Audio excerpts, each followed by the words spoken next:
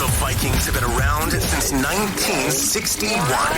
And I just want them to win a damn Super Bowl before I die. Welcome to Before I Die with Jessi and Myles on Purple Daily and Score North.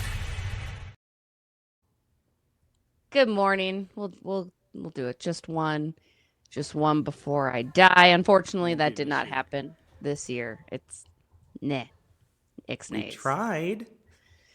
We tried. Valiant effort again. A fun season. Myles. It was a fun season. Yes. It was a fun season, and we were happy to be a part of it. This is our final episode, you guys, of Before I Die for the year. Hopefully we'll be back because we know how much you all love us. Just pure love. How we doing, boys? We're a week removed. The Lions upset over the weekend. The Commanders and Philly in the finals there. No surprise on the Philadelphia part, I don't think. What a snowball of a game that was. That was kind of fun to watch. But Washington, what would you think? Jayden Daniels, the truth. That guy. I was like, oh, I mean, if Washington wins, it'll be because like the run game or they get the short pass game going. No, Jayden Daniels just put that team on his back and said, guys, let's go. That's wild to see as a rookie. You might hear in the background. My kids are home, as everybody already knows. Jessi, you're too. Love. It is a cold day. Is that what they're calling it? So weather impacted day. There like, just don't put them outside for recess. Just don't like, put them outside. Come on now. Yeah. Or wait for the bus. It's the same thing. Yeah. I see double digits here in the North Metro at some point today. Do you? There we go. Oh, that's like this afternoon. Okay, yeah. Anyways, Jayden Daniels, he just looked like the pressure was not too much for him. That man just looked so calm, cool, and collected. Every drive, every opportunity he needed to make a play, he did. It was just really impressive to see. You don't see that from rookie quarterbacks in the NFL at the divisional round of the playoffs. Sometimes, like you saw last year, C.J. Stroud did it in the wild card round, but Daniels doing it in back-to-back playoff games is pretty wild. We'll see how he does against the Eagles this coming week for the NFC Championship, but just really impressed by him and how the Washington Commanders were able to win that game. And Detroit just kept shooting themselves in the foot. Normally we see other teams shoot themselves in the foot against Detroit. Detroit just couldn't get out of their own way because they had chances of getting back in this game. I thought, Washington's got a lead. But I think Detroit's gonna find a way to get back into it and kind of just take it over in the end.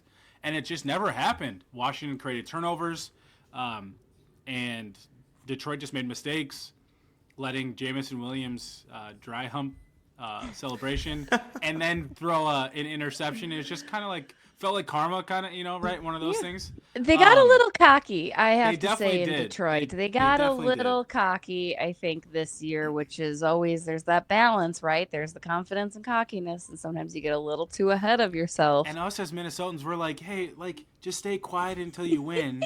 We're like, guys, we're good, but we're Don't okay. do this. Like, we're ready for the failure and the heartbreak. Detroit hasn't been in positions to be heartbroken in a while. Like besides last year, the last 2 years, right? It's kind of been very hit or miss for them for the last 30 years. So they'll get humbled. I think they'll catch on a little bit after this one. But good for Washington. Really happy for them.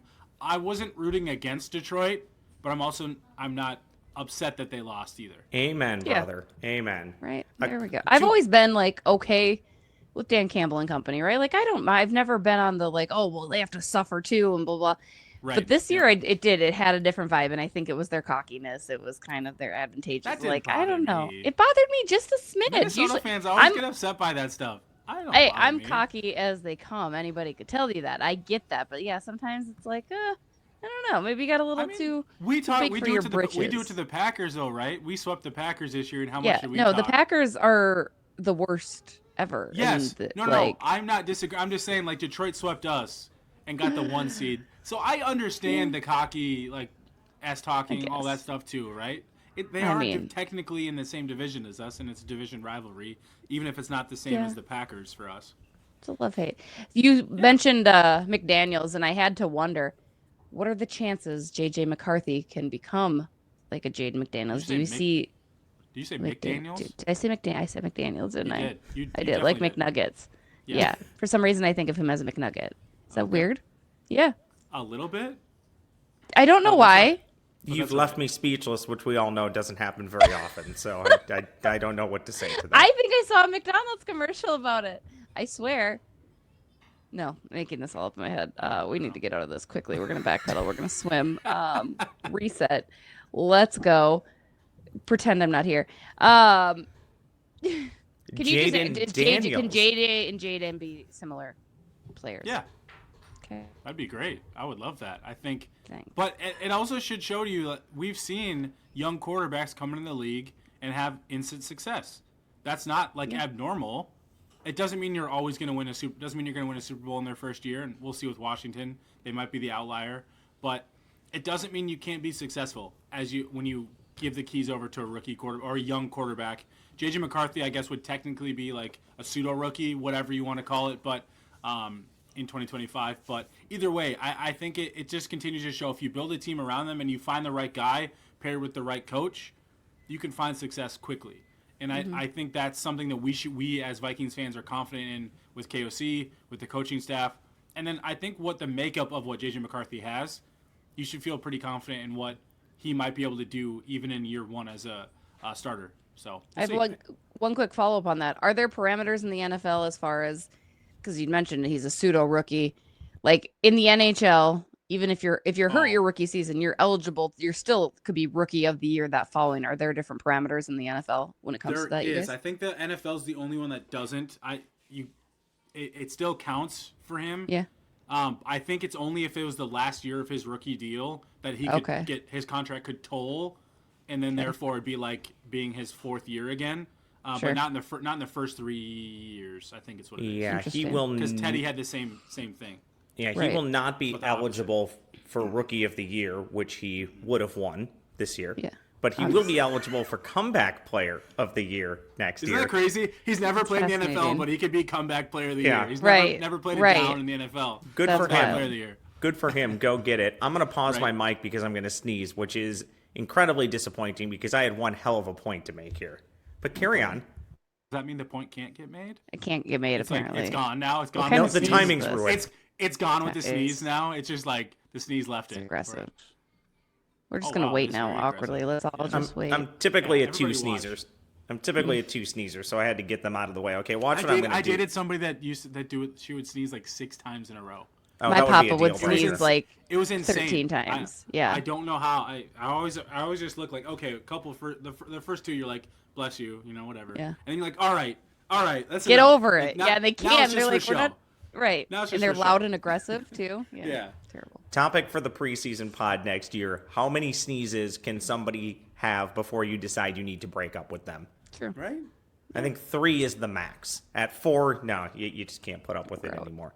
Okay, so a couple things. When you're watching the Lions Commies game, I think 2 things come to mind. You look at the incredible missed opportunity for the Minnesota Vikings, but you also look at perhaps the hope and the promise of the future. And what I mean by that is the Commanders, the Commies, did everything you thought the Vikings could do against the Detroit Lions, and they just didn't.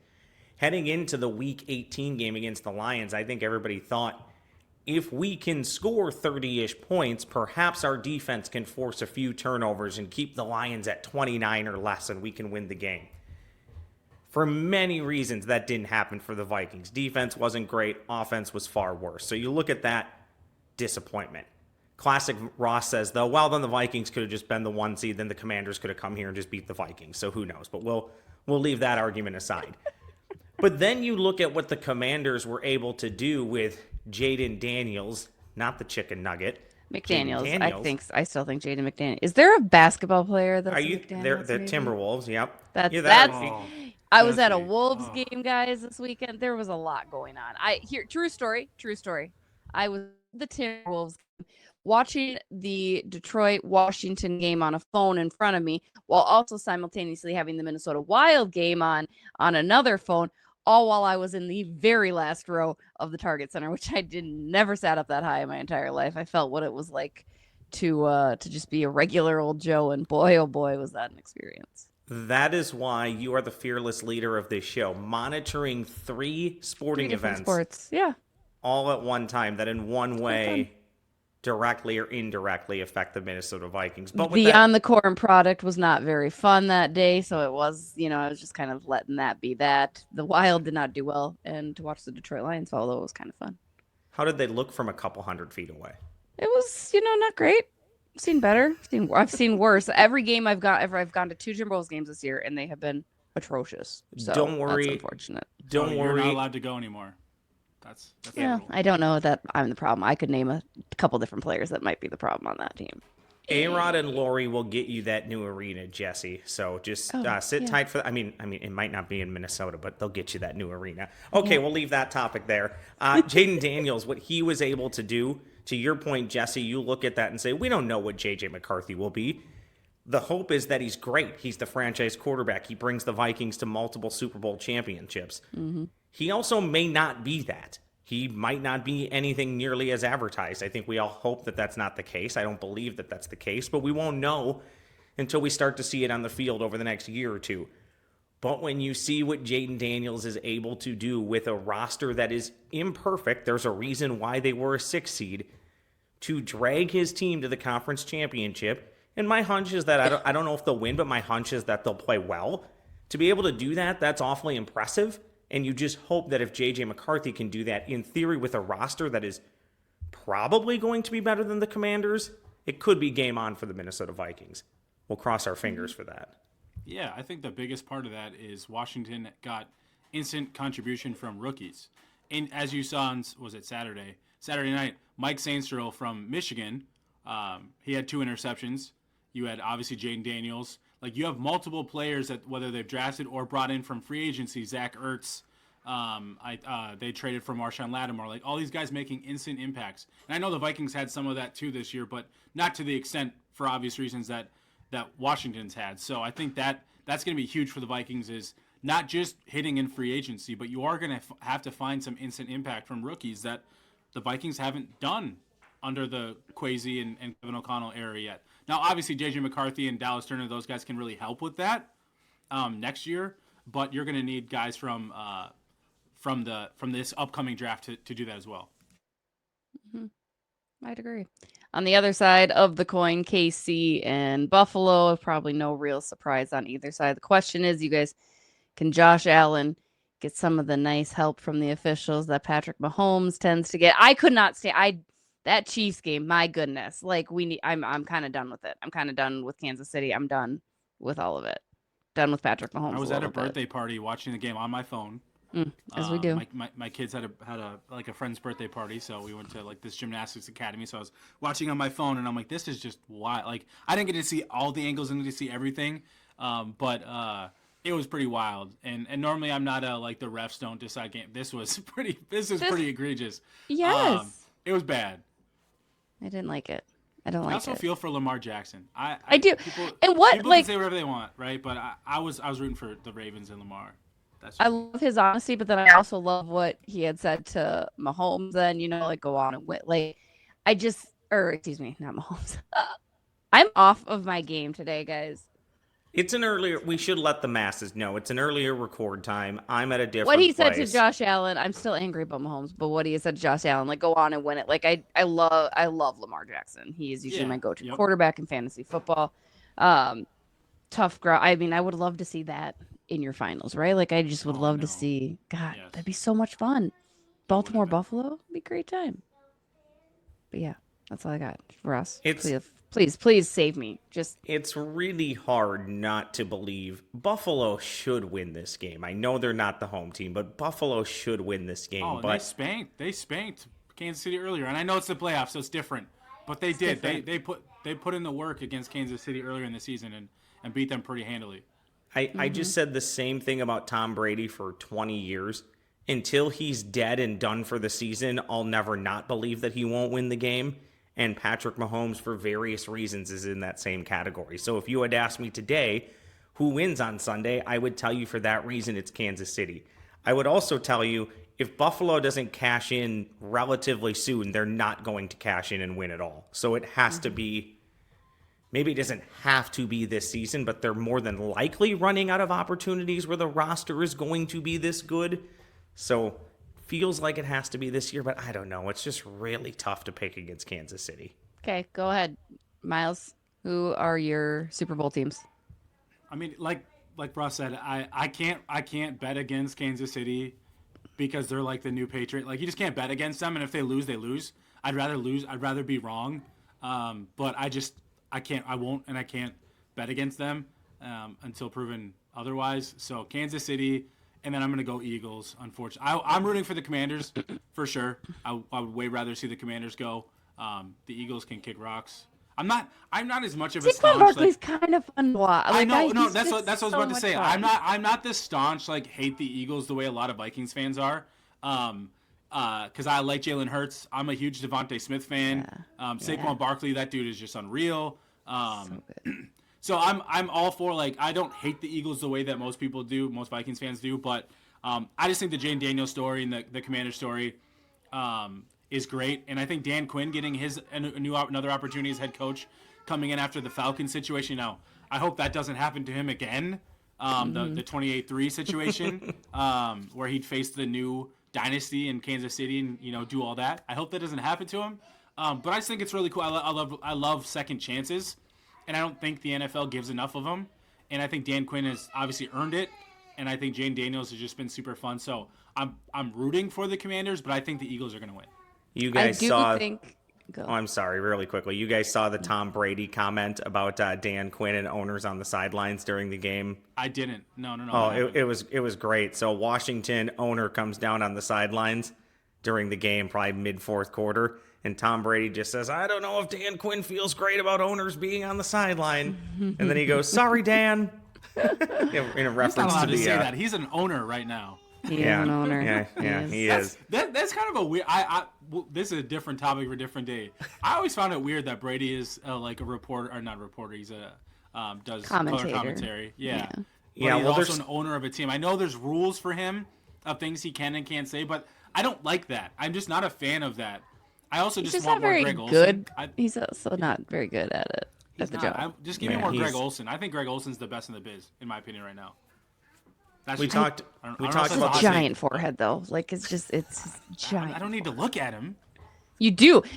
Hey, that were you would be saying something completely. I didn't need to look. Yeah, all right. We're not gonna do it. Not gonna do it. Giant forehead, man. Just distracting. We need more women in commentating. 100%. By the way. I do it? And Jayden McDaniels takes a throw. I'm sure McDaniels takes a throw. Was that intentional, Jesse, or was that on accident again? No, that was intentional. That was 100% just making sure. I was making it terrible. Thinking about McNuggets. That makes sense, though. There is I'm thinking of the McDaniels on the Timberwolves, and there was a whole chicken nugget thing. Yes, I'm saying that's my brain. Okay, there's too many sports sometimes going on in my brain. It just gets all for sure. combobulated. To the Eagles point, though, I think it'll be Eagles. I'm going to go Buffalo. I just mostly out of wishing I would like to see success for Josh Allen. I would like to see somebody other than. Yeah. I was going to say Buffalo, I get that. Washington for me. It would be the ideal. I'd love to see that matchup just because it's new. It'd be new. We've seen the Eagles and Chiefs play in the Super Bowl in the last couple of years. Give me some new teams, right? Well, we have seen Washington and Buffalo in the Super Bowl before in Minneapolis. So how about that? Could be a rematch of the wonderful Metrodome Super Bowl. See, and I'm like you, Myles. I don't hate the Eagles. I hate the Eagles fans. I think that's where people get very confused. I think people don't like the Eagle fan base, the Philly fan base, versus the team itself, right? They're good. I love Jalen Hurts. Jalen Hurts was my fantasy QB this year. Not great to start the year, but we finished off strong. Still didn't win any money, guys. It's fine. But I'm going Buffalo, Philly for my final, with Buffalo winning. How much money did we lose? Are we talking kids not going on vacation? $500. Just kidding. It was $50. $50 buy-in. Do you guys want some comments from YouTube that I pulled? That I can hit you with here on the way out the door? Let's do it. All right, let's do this. Comments from YouTube. I'll hit you with a few. I got at least 2, maybe 3. Let's start with Charles Richard, 831. He tells us, this head coach and GM were brought here to find and develop a franchise QB and take the team to a championship. Let's begin right now. 25, Skull. Let's start with Jessi. Will 2025 be the first time since KOC and Kwesi arrived that the Minnesota Vikings are truly their team? I mean, I get the sentiment, right? I feel like last year there was a big mark as far as this was their team. This is the team that they've comprised. I mean, it'll feel a little bit more, right? Because you've got JJ in, you've got some of those guys playing, but I wouldn't say it's the first year, if that makes sense. Look at me just word salading it. Yes. No, it's good. I'm firing these off to you guys with no preview, so I think you're doing good. I think that was no. Yes. Only because JJ. Only because you've got JJ in there. Like, this is the guy that they want. This is the guy that they selected. So yeah, that's, I think, a fair to say. Yes. Myles? Repeat the question, please. I got distracted. This is like being in school. Will 2025 be the first time since KOC and Kwesi arrived that this is truly their team? I actually think this was this 2024 season felt like truly their team, and the biggest reason is the Kirk Cousins era and getting out of some of the aging vets from the old GM head coach Zimmer and Spielman era. So I think yes. I think this year was, but I think as you get your own quarterback in place and you draft and develop your own quarterback in place once they start, I think that's when the true era begins. But this year felt like it just because of the roster turnover. So a follow-up on that with the roster turnover, Apex RB says, give the keys to JJ. Take all that money they have in cap space and bolster the O-line and the D-line. Upgrade the secondary as well. Myles, I'll start with you. Place these three in the order of importance for the offseason. O-line, D-line, and secondary. This is going to be unpopular, but secondary's first. I only say that, and they need to address the trenches. So don't let me sit here and say that they don't. They 100% need to address both sides of the trenches. I've said it, I think, for multiple years now. But their top four cornerbacks, and then you add their top safety, are all pending free agents. So that's five guys right there. That's a huge hole. And secondary is obviously one of the most important positions in sports, especially when you look at cornerback. I think I'm not as worried about safety, even though I don't want to lose Harrison Smith and Cam Bynum. I think they can find like Theo Jackson, Josh Metellus, and maybe add another cheaper vet if they have to, if they don't bring Bynum back. I think they can salvage and replace the safety position fairly, not easily, but in an okay way. But I think cornerback is going to be really difficult. You're going to have to spend in free agency, and you're going to have to draft somebody fairly high. At least one guy, maybe two. And we have seen that they've struggled with that. And that's dating back to the old regime too. So they really need to plus up that entire secondary, but cornerback especially is the area they're going to need to get 3, 4, 5 guys in place. And they can't just patchwork it like they did this year with aging vets. They're going to have to get guys that they can get for multiple years and younger guys. And I think they have the cap space to do it in free agency, and hopefully you pair that with the draft. But and then I'd go secondary. I'd go O-line just because I think we saw how much of a hindrance it was. But I don't think interior D-line is that far behind, and I only say that because you can't solely rely on creating pressure and manufacturing pressure. My kids. Manufacturing pressures through blitzing to get interior pressure. And I think that's the biggest issue they had. They had really good edge defenders, obviously, in Grenard, Van Ginkel, and I think Dallas Turner is going to be a guy. I really do. But their interior, Harrison Phillips, love him to death. He shouldn't be your best interior D lineman. He's a starter, quality player, shouldn't be your best interior D lineman. They need somebody that can create pressure. And we've seen in the playoffs, you see a lot of those guys, a lot of these teams have those guys. The Vikings don't.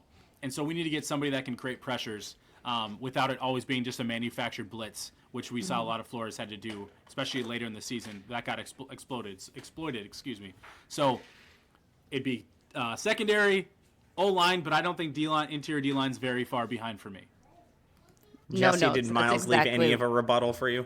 No. Sorry. The O-line was kind of especially toward the end, I couldn't take it. And if you're going to have people get on me about that, especially JJ is going to need that help. He's going to need that protection. So you need to address that O-line for sure. But yeah, secondary, I would top O-line, D-line, boom. No notes. Good work. I think I would agree with everything that you guys said there. The offensive line is very important. However, they maybe need to replace up to 3 guys. My contention is at least 2, probably all 3. But to Myles' point, it's basically the entire secondary. So because of that, I think that takes the most importance. Okay, the final one for you, and it's more Jessi centered. I think it had something to do with you last week talking about. I'll head out then. Finally. Yeah, no. You got to stick around. We're not getting you. You love to duck before I dies, but we're not letting you do that. This one will be quick for Jessi. Jessi, it entails your Minnesota Wild. I believe you said something about being on to the Minnesota Wild and their playoff run.